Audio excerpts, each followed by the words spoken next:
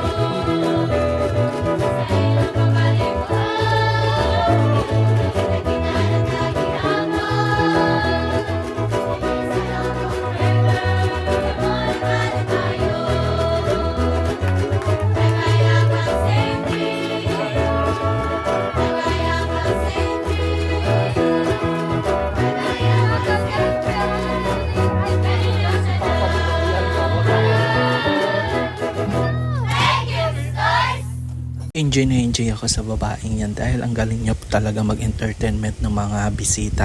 Ang galing pa niya kumanta ng iba't ibang lingwahe. Kumakanta siya ng Korean, English, Tagalog, Ilonggo, Ilocano at Visayas. Habang kumakanta siya, sumasayaw din siya mga ka-watcher.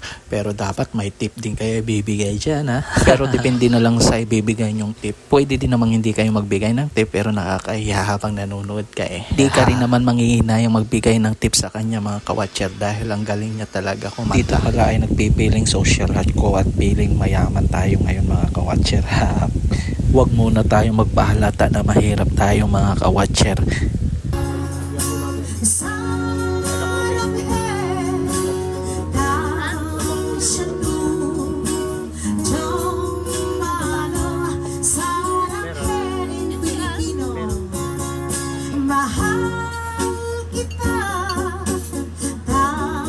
Ang masasabi ko dito sa floating resto nila ay enjoy na enjoy ako mga ka-watcher. 100% talaga.